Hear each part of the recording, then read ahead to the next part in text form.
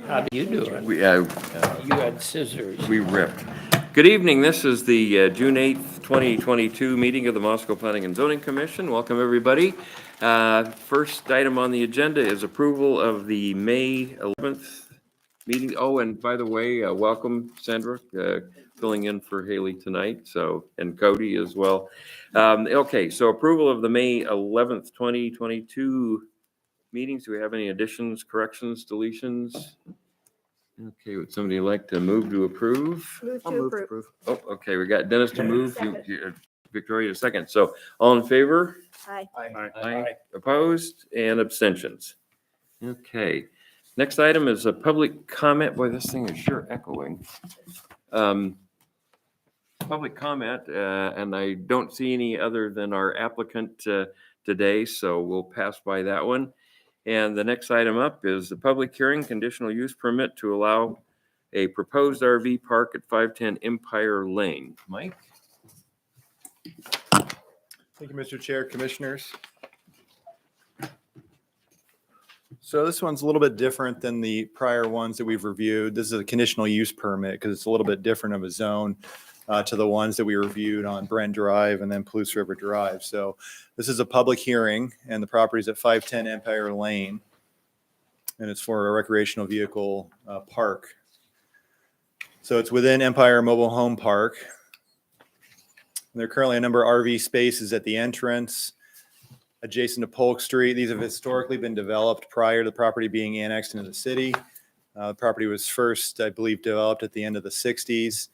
And those spaces had existed into the county, and then they were annexed into the city. So there are a number of RV spaces right there near the entrance of Empire and Polk intersection. And the proposal is to allow the continued use of those spaces, allowing the flexibility of installing RVs in the manufactured home spaces within the park. And so this is highlighted in red at the center of your screen. You can see Polk Street there to the west, running north-south, Empire Lane,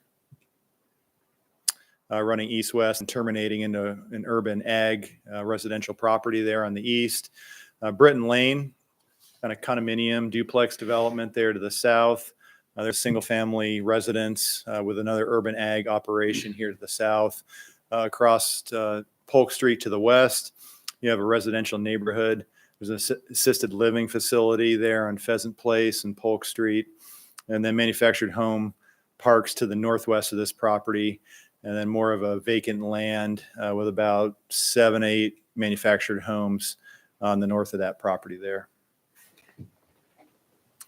Just a closer view of the park. Main entrance there is at that southwest corner near the intersection of Empire and Polk. One main access drive with a couple T intersections here accessing manufactured home spaces. So the park was first established in the late 1960s, about 2.21 acres in size. Contains those 3 street extensions accessed from the one parallel to Polk Street. There's approximately 42 spaces within the park currently. Those vary between 20 feet in width by 50 to 70 feet in depth for the existing RV spaces. Spaces are approximately 50 feet wide by 80 feet deep is kind of the average there. And this is one of the early plat maps of the park. And so this dates back to those late 60s. And originally, I think there was about 71 spaces handwritten there that were planned on being developed, but just about 42 up to this point have been developed on the park. So this gives you a sense of topography. Every contour lines represents 1 foot of elevation change. So it really gains elevation as you head to the east, up the hill. Be on the vacant land here to the east.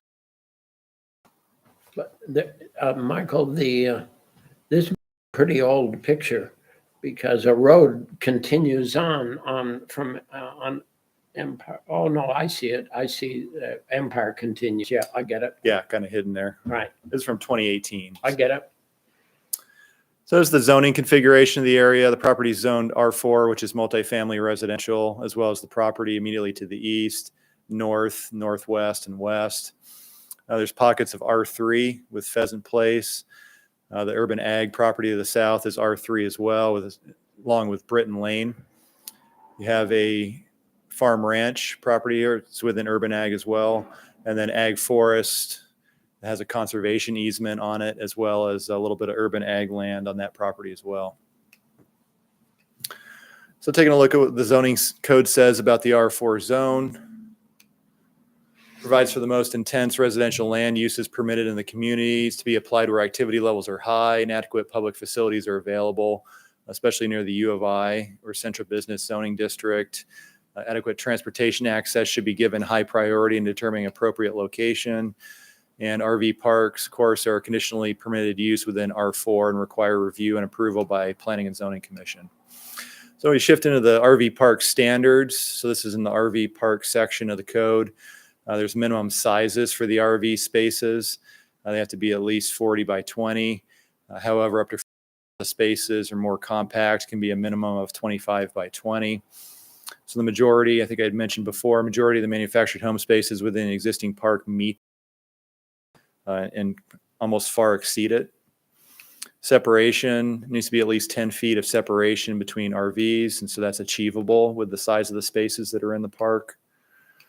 Sanitary facilities, so these really only apply to those manufactured home parks or RV parks that just provide or don't provide toilet and potable water.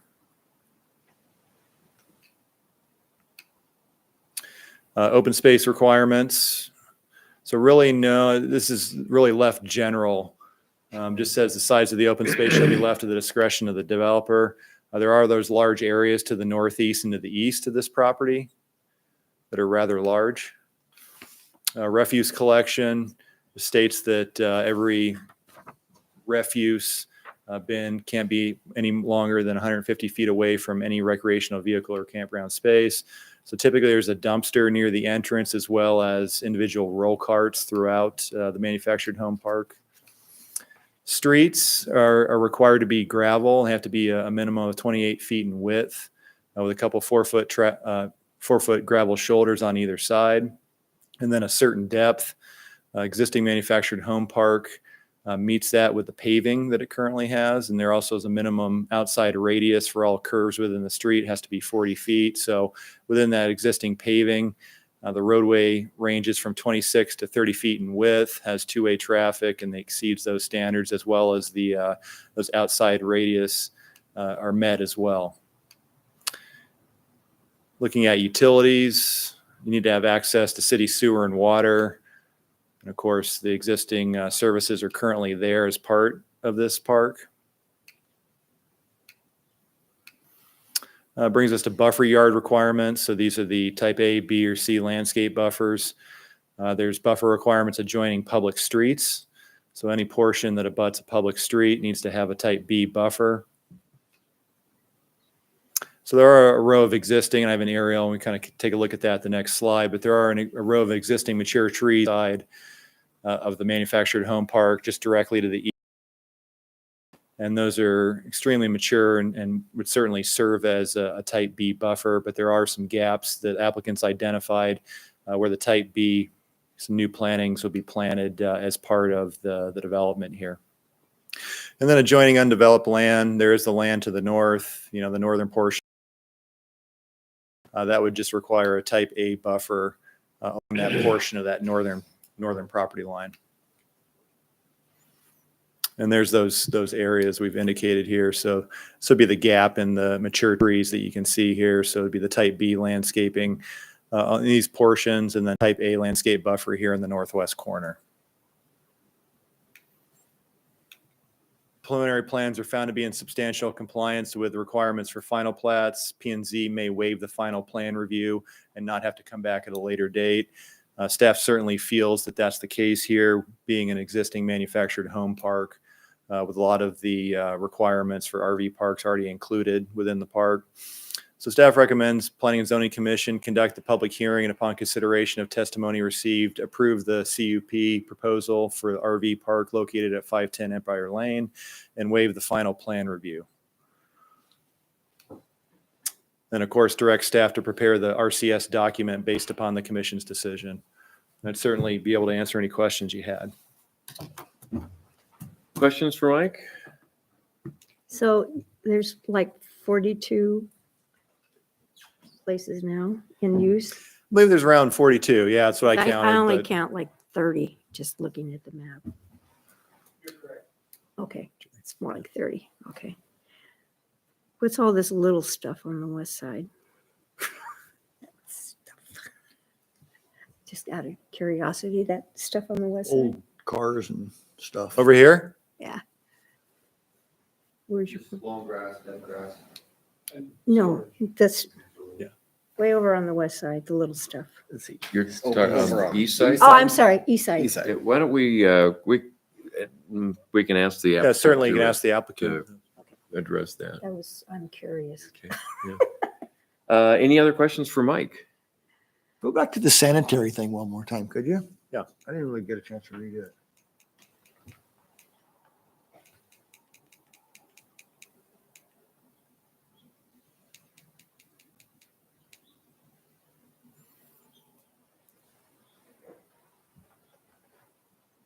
So that really just applies to kind of self-contained RVs. So, Right? they're not self-contained, excuse me. So any RV parks that allow tents or RVs that are not self-contained are required to have the kind of So all these are communal going to be, sanitary all the facilities. ones that stay in there are going to be self-contained, right? Okay.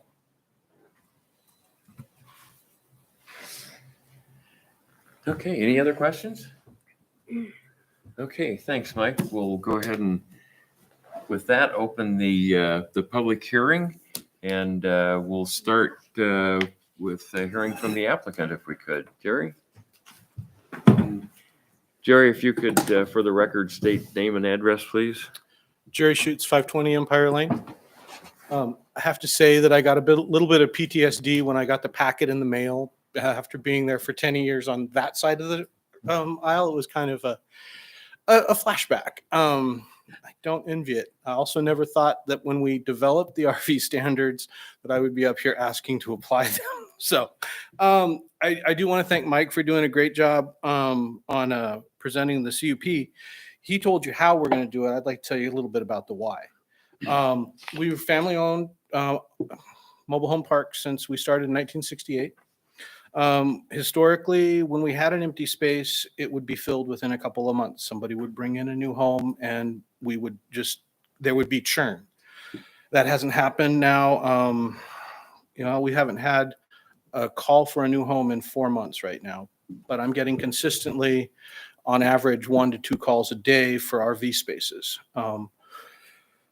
Right now, if you're wanting to go buy a new mobile home or a manufactured home, you're looking at anywhere from 24 to 36 months because the factories they haven't had any stock. The pandemic has kind of hit everybody. So if you went down to Nampa to, can't remember what the name of the company is, you go down there, they're going to tell you it's going to be 24 months before they can put it on the ground for you. Historically, the parcel along Longpoke we have used as an RV park. At this point, we want to upgrade the infrastructure, and it is a non-conforming use in the R4 of the mobile home park. So it's a little bit easier to get financing and insurance when it's a conforming use. And so we're asking to continue the historical use we've used. It also is a far better use than the storage that it's currently being used for extra cars and trailers and things that the tenants have. There is a high demand currently for, as I said, for overnight RV spaces. I get 1 to 2 calls a day. Dan Mack has an RV park out on the Troy Highway. It is constantly full. Lake Tuck Fairgrounds is constantly full, and Johnson south of town has closed. So I can point to any number of consultants' reports from the University of Idaho, the Chamber, and from the city saying that RV park development is a priority or should be a priority for the city of Moscow. And then especially with game weekends, parent weekends, sports ball, swimming, hockey tournaments, those are the kind of people the kind of RVs that we're looking for. We want daily churn or weekend churn. I really don't want long-term. Long-term, you should be in a mobile home if you can afford it. And that brings us back to affordable housing. We have a very large need for more affordable housing in Moscow. I currently have in the park 2 RVs that are basically set and permanent structured. The reason that I'm asking to allow it in the entire park and not just on that section next to North Polk is that we're just not getting the churn to refill those spaces. And every time one of those RVs moves in or out of, when they move in to one of the mobile home spaces, we have to come back to the city, get a $25 permit to allow somebody to come in and hook up. And if I'm trying to do weekend churn, that just, it's really cost prohibitive to do that. As Mike said, all of our spaces have sewer, have water. All of our pedestals have 20, 30, and 50 amp RV outlets. So even for a mobile home, we have all of that in there. And Victoria, you were right. There's actually right now 34 spaces that are operational, and I think I have 4 empty spaces. So there are about 30 homes in there right now. And as far as the buffer goes, I will continue the Ponderosa Pines because they are awesome along North Polk. And then we haven't made a decision about what the A buffer against Troy's property is going to be, but it will be consistent with the type A buffer guidelines. Other than that, I'll stand for questions. So any of the commissioners have questions for Jerry? Jerry, you're saying that the spaces that are available would have, will RVs hook up to sewer, or will they Yeah. have to go somewhere Nope, else? there's sewer right on the space. I see. So, Okay. and that's why we want to upgrade the infrastructure, is so that we can actually put a real sewer system in all the way along the Polk side. So Dad you put already some- have spaces there? Yeah. So if you may I? Yeah. I'm gonna walk out of the camera because I don't have Joe or Mike's cool pointer.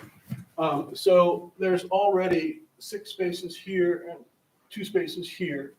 And then I have this space here and this space here. These 2 are currently occupied with RVs. And then there's power and sewer through this side. This side just has power. And there's, like I said, there's 2 spaces over here. And then there's about 6 spaces here. And when Dad put it in 1970, okay. It's now 2022. Infrastructure's 50 years old. It'd be nice to upgrade it, fix it. I get tired of going in and having to piecemeal fix sewer pipes that are 30 years old because they get brittle and break. It's a historic property. It really is. I found the Historic, pictures. yeah, and 50 years, duh. Right. So Jerry, have you had any inquiries about tiny homes? I've had a couple people call. Nobody's actually shown up with one. I would be more than happy to have one in, or multiple ones in the park. One of the things we're also running into in the park right now is most of the homes are aging out. They're somewhere between 1980 and 1990, and manufactured homes of that era were not manufactured to live 40 or 50 years. So they're starting to show the wear and they're starting to break down. And what I have been doing is buying them as they come up for sale, hauling them away in a dumpster, and rehabbing the space and getting it ready for a new home. And I'm sitting here with 3 spaces with no homes on them because nobody's showing up with them. The really interesting thing is most of the people moving in RVs right now are using RVs that cost more than a mobile home. A manufactured home is going to run you $65,000 to $75,000.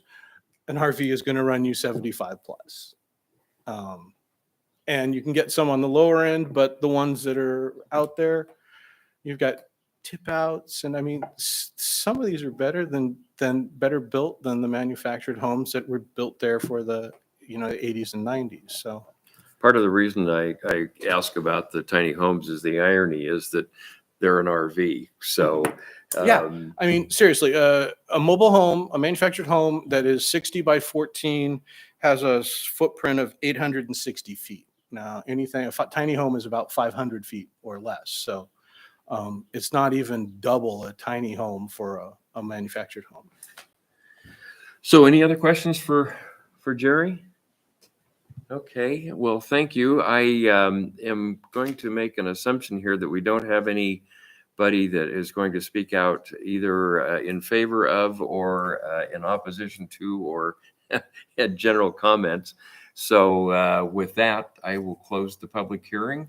And how would you like to proceed? I think it fits right in. I like it. I don't agree. see any issues at all. Yeah, I do I'm glad it's too, and getting spruced I up. think anything, well, maybe not anything, but we should try to support housing issues, and I think this is an opportunity to give a little more flexibility. I don't think, 40 years ago, we didn't know that you could have this wonderful 25-foot mobile thing that you could live in. Yeah. And so that's really changed. And I think we've seen that in other projects. So I think it's certainly something to support. I agree. Yeah, agree. So would somebody like to make a motion to approve the conditional use permit and as recommended by the city staff? And can we combine the RCS recommendation with that, Mike? Certainly. Okay. So let's, So moved. okay. So we have a motion for approving the conditional use permit and directing staff to prepare the RCS. Do we have a second? Second. Okay, Victoria beat you. So Dennis's motion, Victoria's second, all in favor? Oh, sorry. And that included waiving the final plan Yeah. review. Yes. I have Thank you. No problem with it. Okay. Yeah. Okay, all in favor? Aye. Aye. Opposed? And abstentions. Okay. Jerry, thank you very much. Appreciate it. So Mike, you're back up. More work on the draft self-storage facility.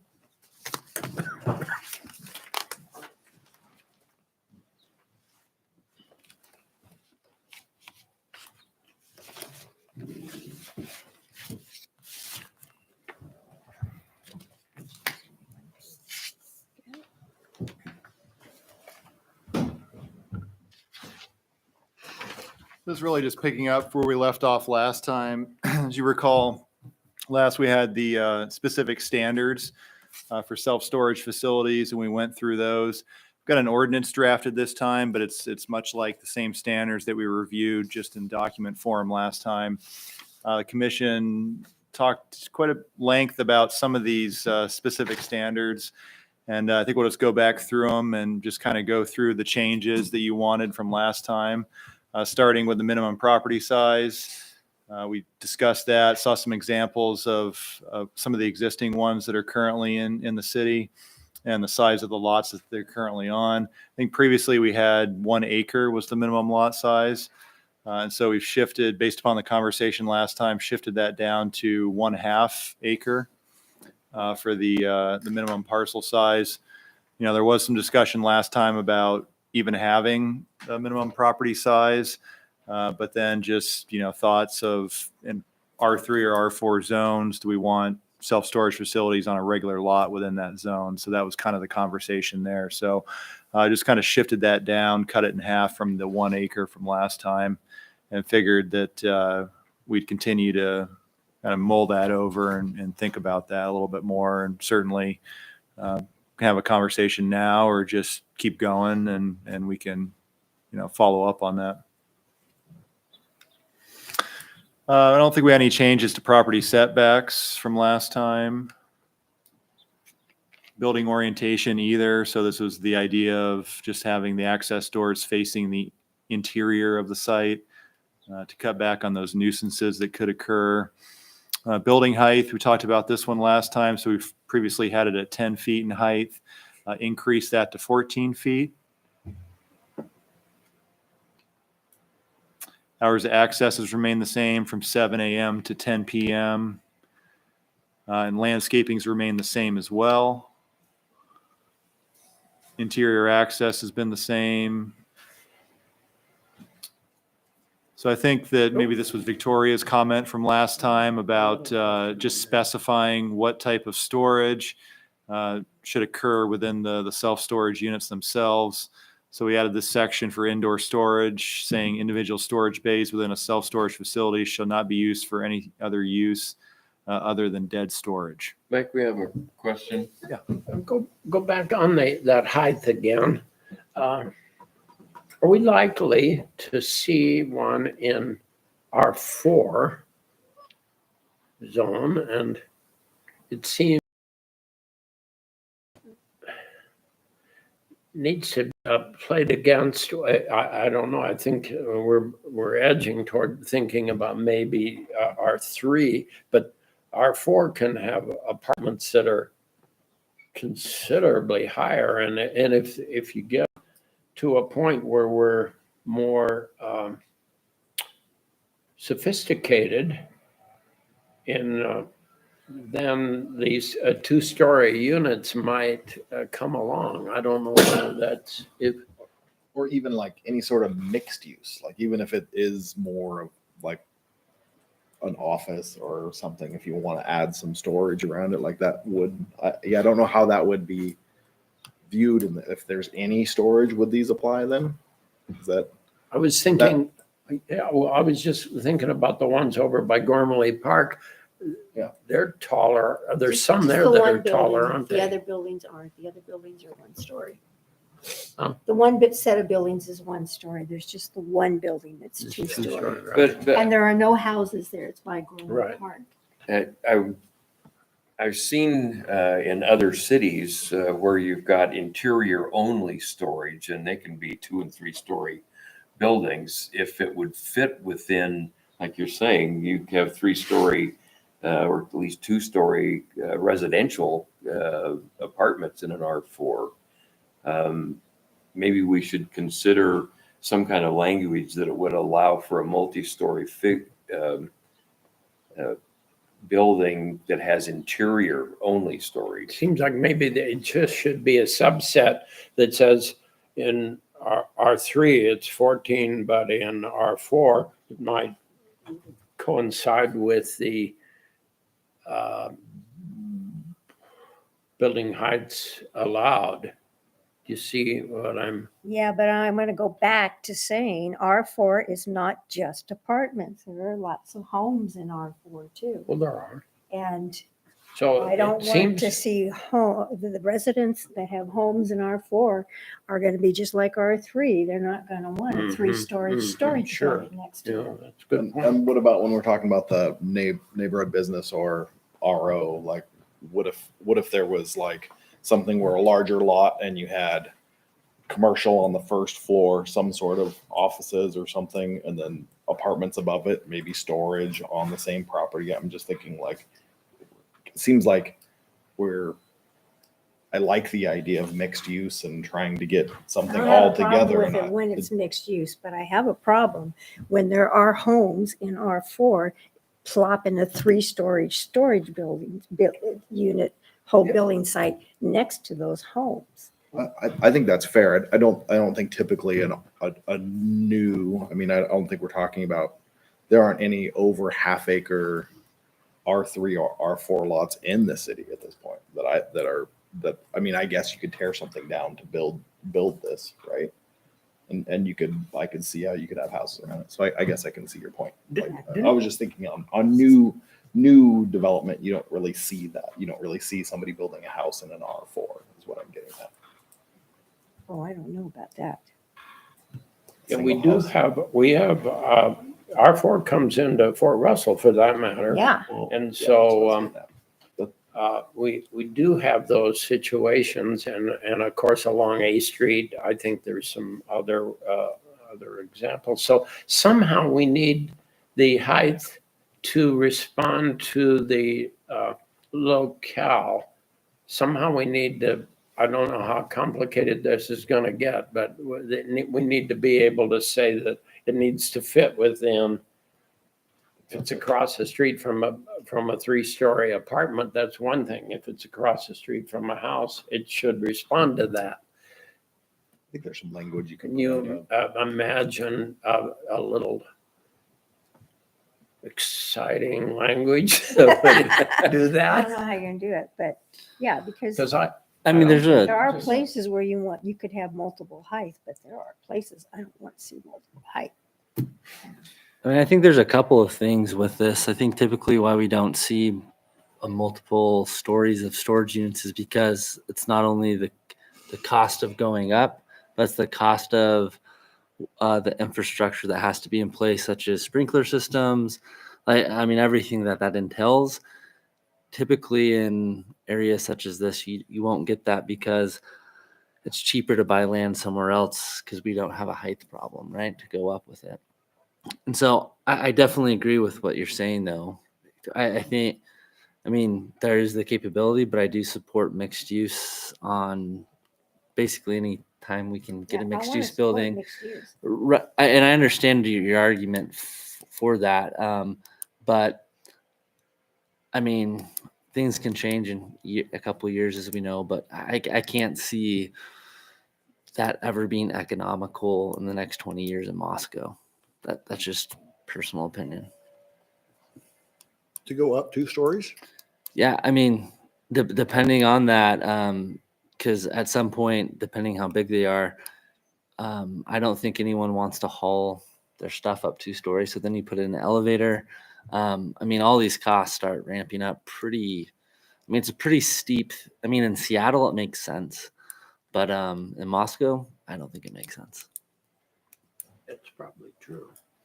I mean, just the fire suppression system alone, I don't think the rent could cover that for the lifetime of that. So for what they get in the area. Well, so Mike, if somebody came to us and they found a half acre in an R4 zone and wanted to build this 2-story Taj Mahal, would they be able to do it with a conditional use permit? Garage Mahal. A self-storage facility? Right. Yeah, I mean, so we've got our 14-foot requirement here, and so let's say somebody wants to go up higher than that, and it's, from our standpoint, it's in a proper context. It's not in where there's other single-family homes. It's R4. It's around apartments. Could they apply for a conditional use permit? I don't know. I'm just looking for ways that Yeah, I somebody think could so. do that if they needed to or wanted to, and Or it Yeah. fit? or it fit. Yeah, and that's controlling the fit, the context of where this is going. So Yeah, for non-residential uses, we allow a height exceedance through a conditional use permit. okay, So yeah, certainly could do that. So it doesn't stop.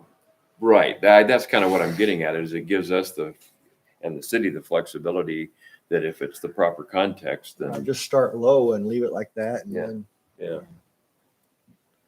What do you think? Yeah, well, yeah, it gets complicated, I see. Well, I know at some point, whether it was somebody else's code or whether it was ours, we were talking about fitting into the environment of the place, looking like the place where it's at. And it just occurred to me, so I don't know whether it's. But it brings up a really good point, and Rich's too. What happens if you do have a mixed use, where you've got one floor that's storage and another floor that's office? Maybe the storage, if they want to put the elevator in, Well, no, but like in Arizona, they got them like built into a hill where you just drive up and you do the top part and you come around and do the bottom part. So there's no elevator. There's just they 2 have floors. access. Yeah.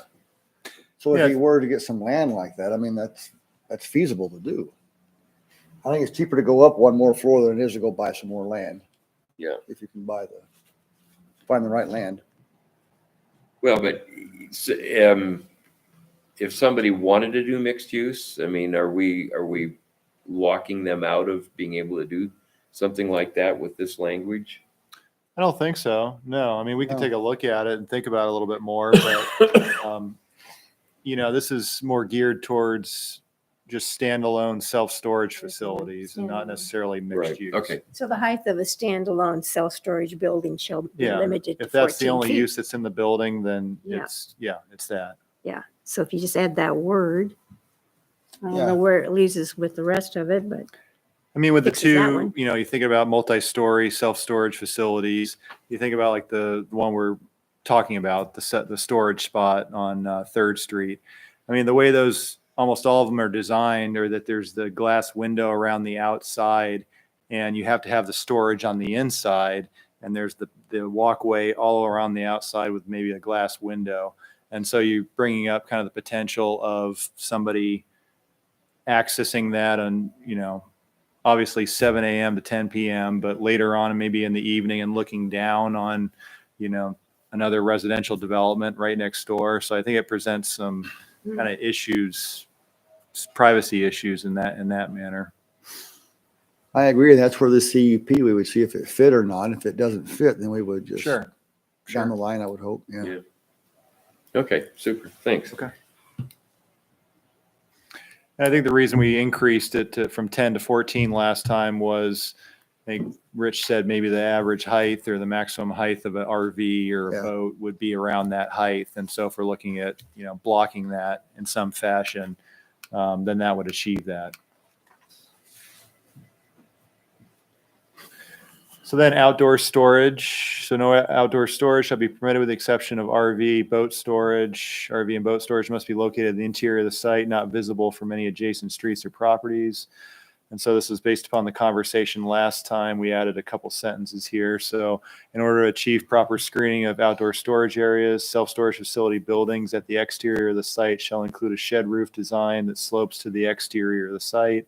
Building walls that face the interior of the site shall be 14 feet in height, and the building walls that face the exterior of the site shall be 10 feet in height. I think that was Drew's kind of comment last time. So I tried to incorporate that, just thinking of the shed roof design and, less intrusive to the outside with a shed facing, up towards the inside.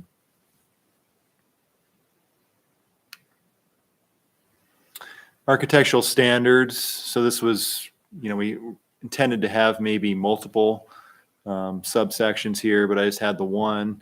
Thought was probably the most important. The use of reflective, bright or metallic colors on buildings or structures associated with self-storage facility developments prohibited. Just trying to look at fitting in with more residential areas. That's really not needed in those areas. It doesn't fit in. But we did have a conversation last time about commissioners wanting to take a look at kind of more architectural standards in some other communities and go back through those. So gone back through, looking at Nampa's.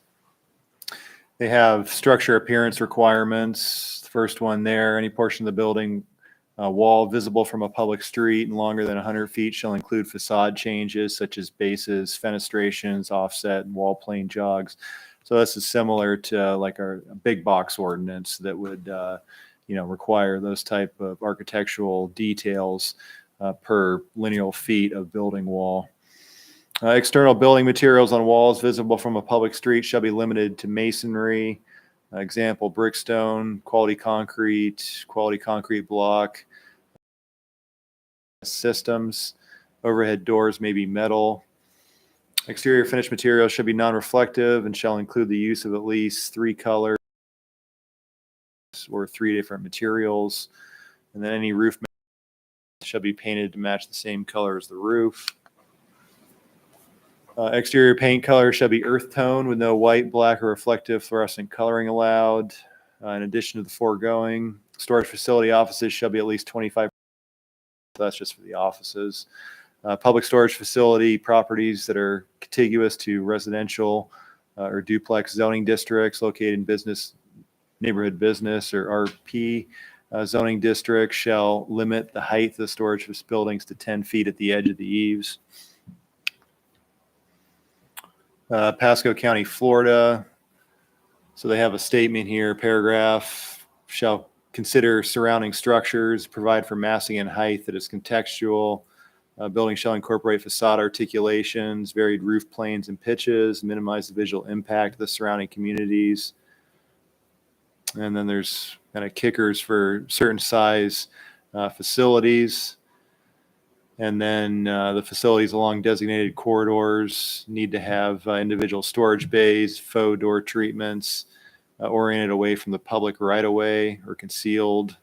Building materials, material color shall provide a neutral color palette for the majority of the facility. Schemes may deviate from the neutral palette and architectural accents, not to include 30% of the facade. And then they encourage kind of expansions or additions.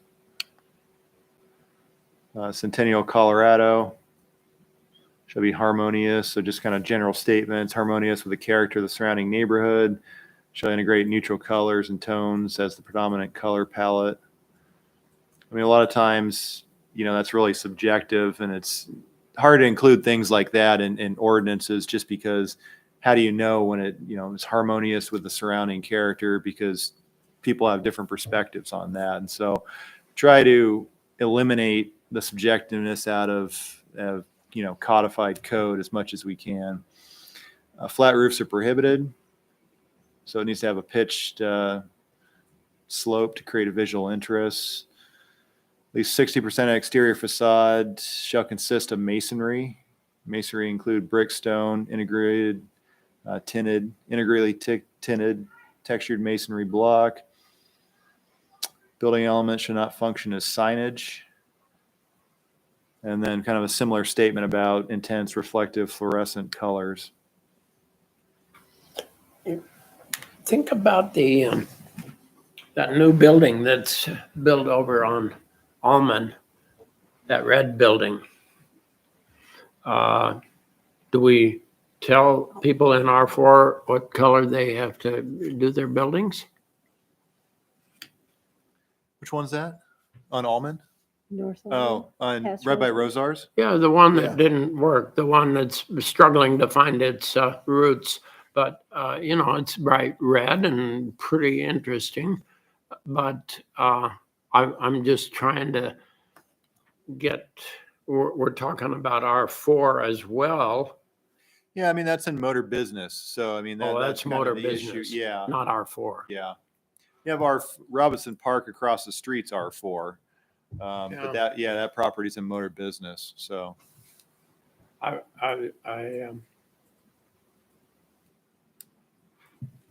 like the thought, though. I get the idea. Yeah. On the other hand,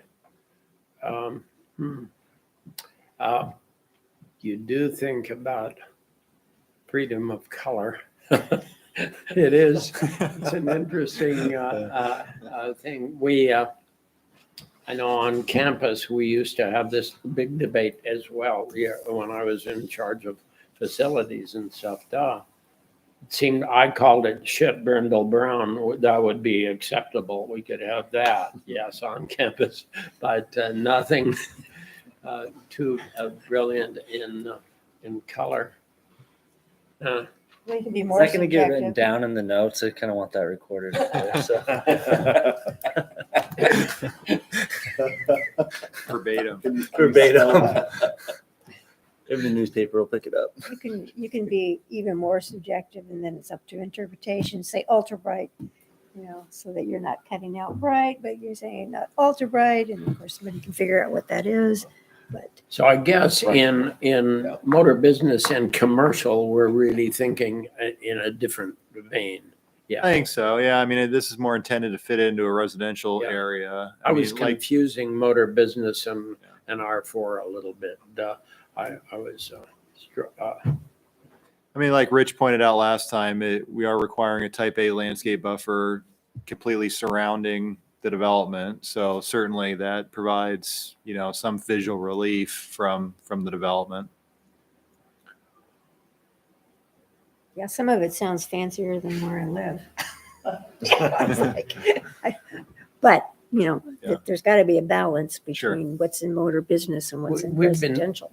We've been thinking in historic preservation about some guidelines, you know, in historic districts and specifically in Fort Russell, because if you wander around Fort Russell, you will occasionally find a brilliant decision. There's Pink House. Brick And House.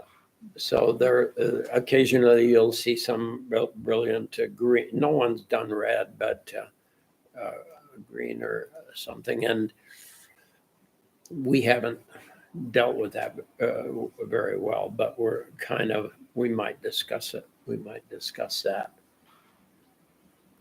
Go back to ultraviolet. I know Bowler used to, at some point, he painted his house black. Years ago, you wouldn't remember it. And a lot of people were upset. Mhm. Oh my God, he painted it black. How could he do that? On the other hand, it was pretty cute. Okay, well, I don't know. The color thing is I would love to, you know, it's just so hard to play this position between encouraging people to do things that are really a part of the community and telling them what to do. You know, it's a You know, no matter what we do, any of these are probably somewhat subjective. Maybe the goal is to just keep it as simple as possible and not try to get too deep into. One of them that was up there said neutral colors, isn't white neutral?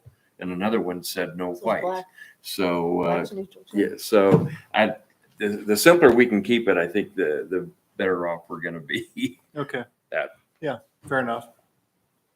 I was just say How ultraviolet. about the one we have here? You feel like keeping that or just removing I'm architectural fine with standards it. completely? I don't. yeah. So somebody comes to you and they say, we want to use a brick color red or a deep maroon. What are you going to do? You're going to say that's, What is the color that What is fits in bright? this category? What is bright? or metallic? Ooh. Pink. Pink is all right. Well, pink's Is bright. purple? I think Yeah. there's, you know, there's a Purple. couple yellow Purple. houses in Fort Russell, there's, actually. yeah, And 'cause, yeah, yellow's typically bright. on the day they're Gold painted, is- you can just have a heart attack. I don't know how many houses you painted of your own, but that's been my experience. You put the paint on and you think, oh my God. And then 6 Get months used to it, later, yeah. That's great. you wonder why were we worried? But I also can come up with some of the new metals out. Some of the metallics are actually, I mean, Kind of nice. maybe not metallic in what we're referring to, but there are some metallics that aren't So- like super offensive. in So my now we opinion. want ultra bright and Ultra shiny, metallic, and shiny, shiny metallic. metallic. There you go. so that we keep Oh, away from the man. ultras. We're splitting hairs now.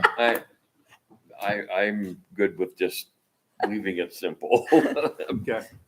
Okay. Lighting, I think we talked about, it was previously at 10 last time and we increased that to 14 just because presumably we're gonna have, you know, maybe the peak of the building up at 14 feet. So thought it was prudent to just increase it to 14. Proximity to residential zones. We had a little bit of discussion on this last time. Formerly at 600 feet, which is about a block. 660 is in our subdivision code as being a block length. I reduced that to 300, kind of based upon our conversation last time. And Nels's love of shorter block length.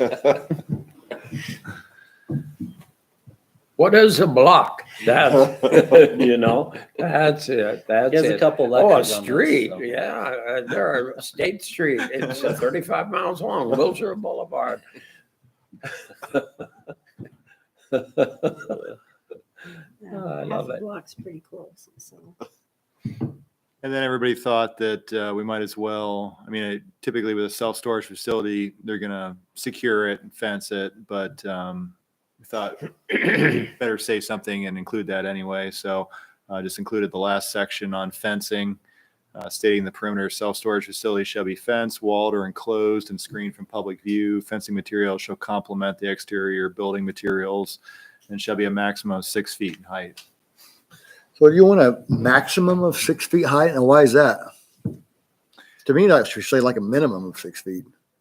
Well, the highest fence we allow in the city is 6 feet. So that's where I got the 6 feet from. We only But allow, when you get all these motor homes in there, is that gonna cover them, or you're just gonna be able to see those? We're not supposed to be able to see the motor homes. There's Interior? Yeah. said, Like boats buildings all the way and around. motor homes don't get parked out on the edge is what Have one to of be in our, an interior so aisle. we try and, if it's a 1 acre Okay. deal, they're parked on the inside. Yeah. Well, I have a question. So for security's sake, the people who build it themselves, would they want a higher fence? Because 6 feet, somebody can climb over pretty easy. So I'm wondering. Yeah, 6 feet just, 6 feet. like I said, it should be minimum to me, but I I agree. get it. I guess my opinion is if the maximum is 6 feet in the city as is, why even have this section in here? If we decide to change it in the whole city and the whole city code, wouldn't it, then we have to change it here as well? Is it kind of like redundant?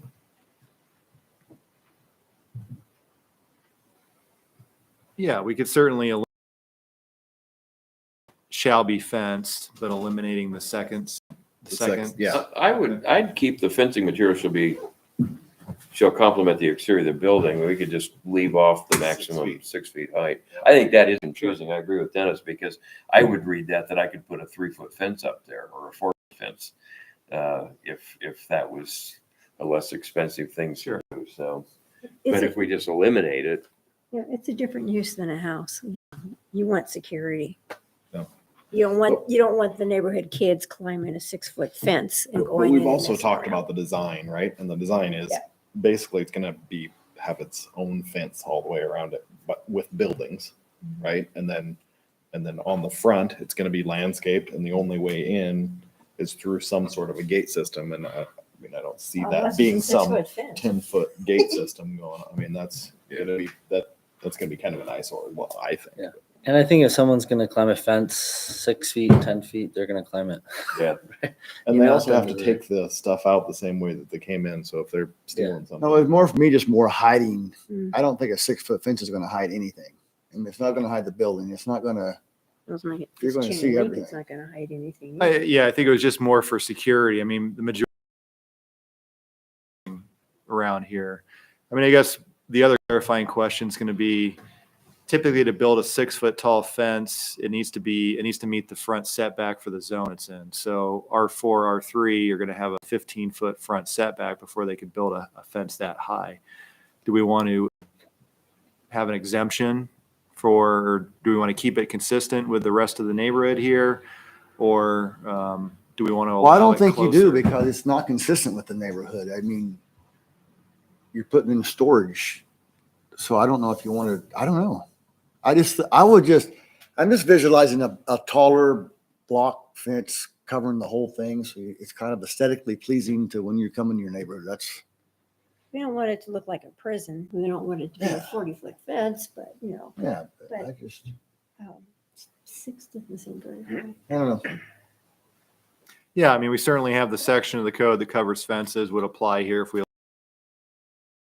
all our fences that we allow are fences for schools, Yeah.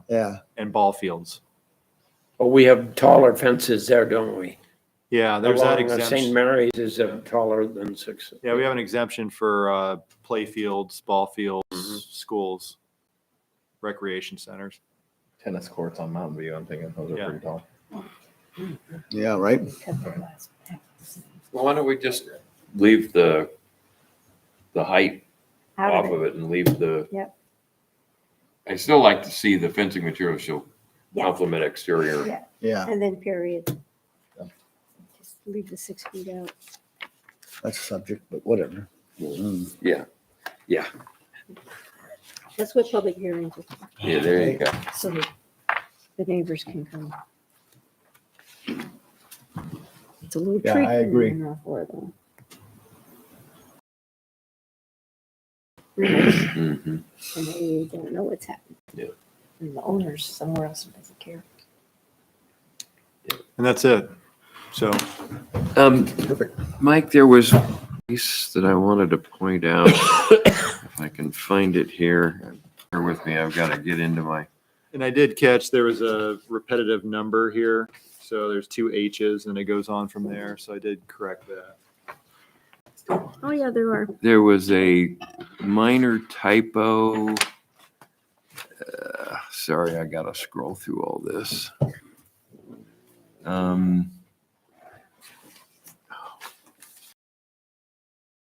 And H 2C. It says building orientation, the access doors of individual storage units shall face the interior of the site.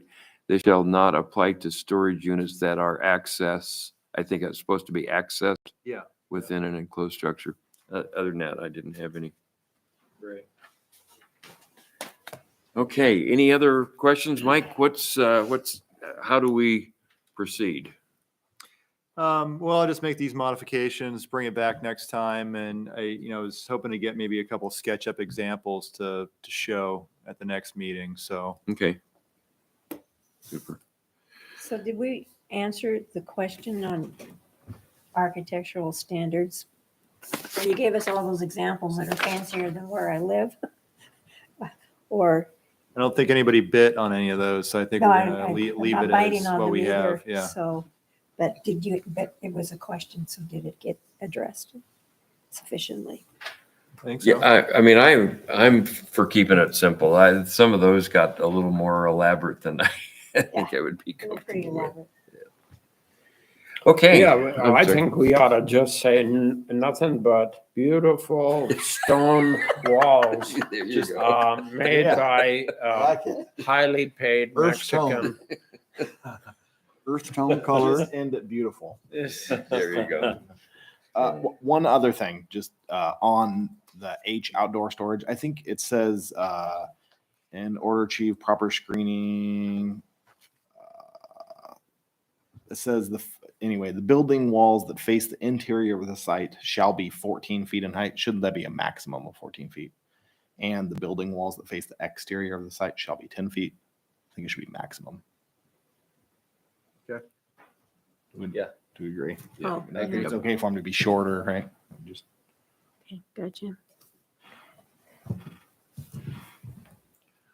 And then, Mike, at some point in time, I assume that this goes for a legislative review. Maybe we're probably not quite there yet. With the city attorney. Yeah. Yeah. Okay. Yep. We still got a little ways to go before we're Yeah, I we're think getting close. I think we're almost there. So yeah, I'll probably go ahead and send it over to her office. Super. So Great. Drew, you're our expert. Anything else? I think we just keep on going forward. So. Okay. Okay, we'll move on to the next item, discussion reading recent daily news. I've got one thing. There were two things going through my mind why I wanted to talk about this, and this may be a very quick discussion. And Sandra, Cody, and Mike jump in at any point, but it was, there's certainly a concern in the community about affordable housing. I don't think anybody disagrees with that, but there's a perception based on what the article was, and this is why I want to discuss this, perception that it's the zoning codes and ordinance that might be creating some of the problem. And the part of the article that got me going on this was it was Ely, Riddle, and Taruscio said Moscow's own city code restrictions make it more difficult to build higher density housing that can make it easier for people to find homes. I take exception to that. Well, I'm kind of wondering, what am I missing? What are we missing here? Is that a true statement? Is there something that we need to be considering that we're not? And that's, I just wanted to generate a little discussion about that. Yeah, Mr. Chairman, if I could Please. respond, because my name's mentioned there. Yes, it was. I feel like I should. I would say that's taken, it's not a quote, and it's, that was one sentence out of, I think, what was an hour and a half, 2-hour presentation or conversation. And there were comments made, that zoning can be blamed for being a deterrent to affordable housing and things like that. I don't think that's the case at all, here in Moscow. I think it's fair to say the code's not perfect. It never is. The world's changing. Code should always evolve. I went on later in that presentation to talk about, there was a whole list of things you all have worked on over the years around that support affordable housing. It's interesting sitting here tonight. Your entire hearing was related to affordable housing in some way, whether it be the mobile home manufactured home park or the storage itself. To accommodate storage in these residential zones is a wonderful example of you might not be thinking about it, but providing storage in more locations as we look at more compact housing, smaller units, smaller lot sizes. Storage supports all of that. The conversation, with the presentation of the students, talked about things you've done around PUDs. We talked about examples there. We talked about accessory dwelling units, twin homes, things like that. So certainly that was taken quite a bit.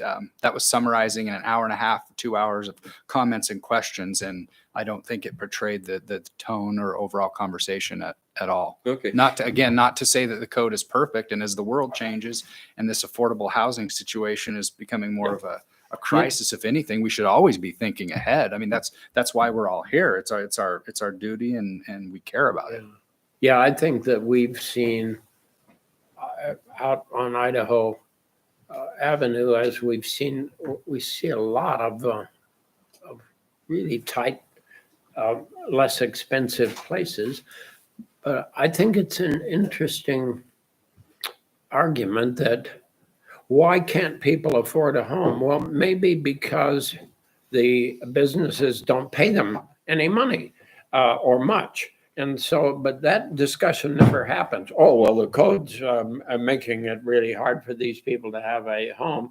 But on the other hand, if they made enough money, that's a kind of a rubber band that seldom is discussed when we discuss a homelessness or a need for housing. It's kind of like, well, gee, there should be a silver bullet here. Well, the silver bullet is if everybody made $100,000 a year, life would be different, And so it's just kind of strange that the discussion of housing, inexpensive housing, I suppose zoning is always telling some people what they can and can't do, but it gives guidelines anyway. Yeah, and Cody, part of my motivation in bringing this up was not to criticize at all. In fact, if there's a public perception that we've got an issue, then it's important for public bodies to address the issue, or at least say, we're cognizant of this, and I'm interested if, and it doesn't have to be tonight, but as issues arise that help us understand what we can do, that would either correct something or maybe look at it a little differently. I want to do that. So I just want to stay open to the fact that, as a planning and zoning body, we need to really be front and center on these discussions. So like I said, not meant to be a criticism at all. It's an opportunity to generate some conversation.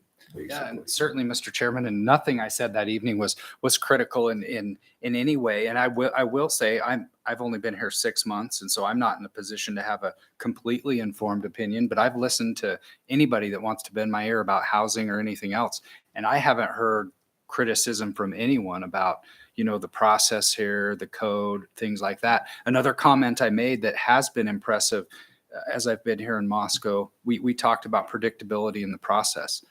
In a past life, I saw where unpredictability in a process where maybe somebody comes before a board and items are deferred. An applicant is given direction and they come back, they're deferred again, denied, appealed. And now all of a sudden you have a housing project that's taken a year or two to be entitled. That is a deterrent, and that significantly adds to the cost. I haven't seen that. It may happen here, but I haven't seen it occur yet. So the hearing process seems to work very well. The other thing we talked about was just the limitations from a local level we had to influence affordable housing. I mean, there are so many things that you can't do here in Idaho that you can do, 8-10 miles Yeah. to the west. And so we talked about that quite a bit as well. But Well, and I want to make sure that these kinds of conversations continue, and if ideas come out of council, for example, we want to understand what the issues are, what the ideas are, be responsive to it. So this was just an opportunity in my mind to say, hey, we want to hear ideas. If there's something that we could be doing that we aren't, I think that for the most part, we all feel that we've done a pretty decent job. We've discussed density ad nauseum and are looking for ways there. The tiny home, the ADU discussion. So I think we're aware of the issue. I just want to make sure that, the other side of this is that if there's an educational issue, that is educating the public about the kinds of things that we are doing and thinking about, that can be a component to it too. So, Mr. Chairman, I have some thoughts on that real quick. I'm wondering, I think the topic is really popular no matter where you look currently right now. And I think it'd be important, and maybe there is a definition that I'm not aware of, but individuals as a committee, we define what affordable housing is for this area, right? Developers, architects, anyone will use what's affordable housing, but what's affordable housing in Moscow is different than, as you said, 8 miles away down in southern Idaho. But what's affordable housing in our area? I think there should be a definition that people can look to. I think there's a lot of people that will say they're doing affordable housing, but who's it affordable for? And so that's where I think that educational component comes into play. And I think that's where, if I'm reading the same article that's being talked about, I think that's what's being missed, right? People don't understand maybe some of the other issues that are influencing that. And sure, it could be zoning, but I don't think that's the root of the problem. I think there's many factors, many layers that are involved with that. And so if we can set not a standard, but a metric, I think is a better way to look at that, to say this in our area, overall, this is what affordable housing means. Because we see it on both sides. We'll see people that do really expensive developments. And then I think what this article says is and then I'm also leery of people, I guess, talking about a system but not providing any solutions. Critiquing a system without that, I'm a little cautious of. So, Well, one of the things is we hear from primarily residents when we have public hearings, neighborhoods and residents. This was speaking to students. And so we don't hear much from students, and I'm not sure what their concerns are or what they think the codes are working against them for in some way or any of it. It was a big gray area, other than I know we've done a lot. And before I came on the board and sat in the audience for 5 years, you were doing a lot to increase density. We get pushback on density all the time from residents, but it's the way to go.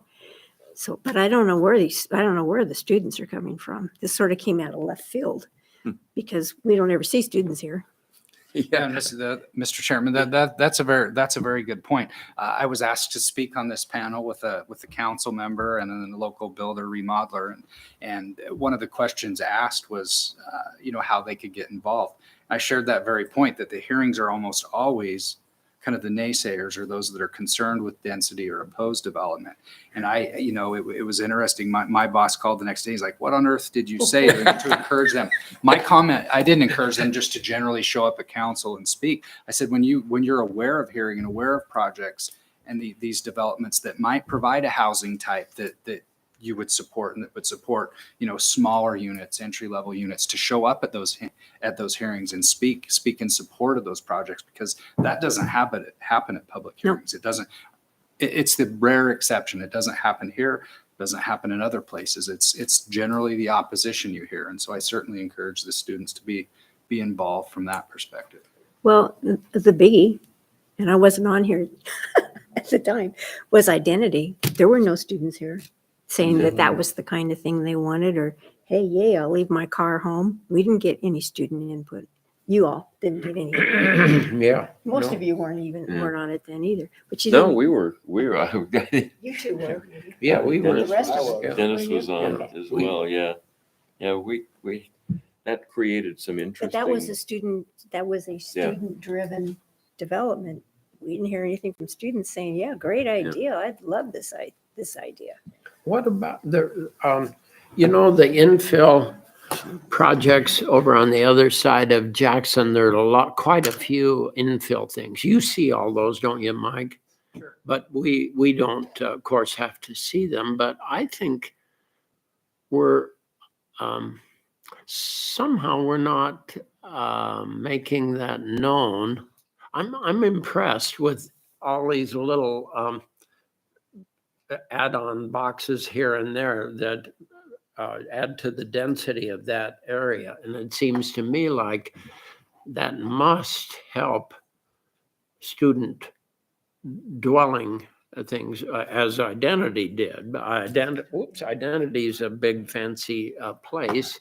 And while a lot of these little new development things that are being built by some of the local designers are really intriguing, I think. And they're not beautiful, but they provide some interesting housing. And some days I don't know. I didn't hear Cody. I didn't hear or pay attention to what that discussion was, but I'm intrigued with the infill stuff that's going on that I think is really, really positive. And so it, I keep the world gets so damned inscrutable. It's hard for an old guy like me to pay attention to it. I came out of a world where you could actually go to school, make money in the summer and go to school, and get out of school without having any debt. That's the way I thought life was. Apparently it's not that way anymore. So this housing thing seems to be, I don't know how it's, I don't know how we should or could discuss it in ways that brings any clarity, to the. I think one positive example in the community that we can turn people to is what they're doing with the Affordable Housing Commission right now, in partnership with the University of Idaho, the Architecture Design Build program they're constructing right now. Mark Ingberg, who's also has been a part of developing 6th and Jackson as well. He's a big player and behind that, which I've been kind of in the background helping with for affordable housing, but I think it's going to be a nice unit designed. It's designed by students here at the University of Idaho, and it's going to target a certain income. And I think that's measuring metrics rather than opinion will solve the problem faster. And I think dissolve a lot of kind of these myths around affordable housing. And so I think if you were to take our community at large and compare it to a larger community, what we're just doing with that, I think is pretty important, right? That might not be addressing the student population, which I think the university can get involved with. That's just my opinion. But I think as a community, that's a really important example of how we're doing it. And if you haven't driven by, you can get on the website, look at the design. I personally like the design. I like how it's educational for students. And so I think we can get involved in more of those public-private partnerships and look to that in the future for that. So. And Drew, I appreciate your comments about trying to better define. I don't think it'll fall to this commission to do, but to somehow have a better understanding of what affordable housing really is because I've seen some of the projects that are said to be for affordable housing, and I'm thinking, how can anybody afford that? Call Or it the people that development are washing, targeted. and that's not I call it development washing Yeah. or brainwashing in Seattle, right? They'll use the pun to get through commissions, and then it's pretty steep. So And it's typically 30% of the median family income, I Yeah. believe, for an area. It's Okay. generally how they define it. I believe that's how Nels refers to it with his Mhm. development. yeah, But I was at a conference last week, and it's interesting. There was a speaker there. It was more of like a new urbanist thinking kind of developer. And he said that how they define affordable housing is whether or not a average teacher salary in the area, you can afford that. And that's pretty much it. If a teacher, probably pretty in good, your area, That puts it Can pretty afford low it. in Idaho. It shifts the minute you Sure, cross yeah, the border certainly, into Washington. certainly. Well, Well- and another point that's being brought up is what is the student? Because students used to be, back in the day, go out of high school and went to school, but we have lots of age range and family range of students now. And, they're not all, some of them are going to want some kind of a yard and some of them aren't, depending on if they got kids and dogs and whatever, and maybe, and maybe they don't want all that if they don't have it. Are there going to be a bunch of roommates, or is it going to be just a family or a graduate student in there by themselves? The whole character of a student has changed.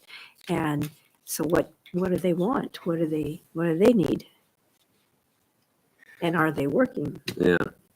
Well, I just, Cody, I sorry to make you I really didn't intend, I didn't want to put you on the spot, or it was not intended to be critical at all. I just wanted to have a discussion. And I appreciate, and it helps us. We kind of knew that the article was a little bit out of context, but. And no offense taken. And I think we're at a point with housing where we need to be critical and I mean, kind of, or just scrutinize everything and really think about it. Well, I Because want to, yeah. it's becoming more and more of a challenge. I've shared with people my own personal story. Professionally, I love housing, love talking, love working on it. Personally, I moved here recently and it was a shocking experience to try to find my own home here. Indeed. And I've been pretty blessed in life. I just can't imagine like my daughter graduating school and trying to purchase a home here. And I think it's becoming real to more and more people by the day. And so Very kind much of so. we And have a college towns responsibility there. are kind of historically difficult. Well, and the end of the article refers to other things like the supply situation we have now and the skyrocketing costs, and nobody can deal with it. You can't plan for it. You can't deal with it. And it's saying contractors are, they bought the materials and they can't do the work anymore at these costs. They just drop it off at the yard and say, have at it. We're done, and and that that's- we don't have enough tradesmen in town. And that's been brought up in council meeting reports, PEP, all those things have brought that up in the past too, that how do we attract more tradespeople to this town so that we have Right. a work base when they can go to Seattle and Florida and make a lot more money. But that's obviously not something that planning and zoning. No, we can't do anything about we- that, but that's we- part of that. I mean, big we'd love picture, to, yeah. but I guess we have the discussions that are within our manageable interest is the way I look at it. I just want to make sure we understand it. I want to keep the conversations front and center for however. So anyway, I'm done. This just satisfied my need for having a discussion. So I do appreciate the conversation. So Joel isn't here, so we won't have a transportation report. Announcements. Mike, do you have anything for us? Nothing from staff. There was on our desk a sustainability and climate risk that was for everybody. My suggestion is read through it at your leisure. At the next meeting, we'll talk about if there's something in here that we should, that deserves further discussion. So I'm not suggesting right now what it is. We'll talk about it at the, Look at that, beautiful downtown Spokane, right there, well, it certainly is, isn't it? right there before Steam our plant. eyes. All right. So, anything else for the good of the order from anybody? Sandra, good to have you with us tonight. Thank you. And with that, we will, oh, let's see. We are going to meet on the 22nd, correct? Correct. Yeah, okay. So 2 weeks from today. So thanks very much. Meeting adjourned.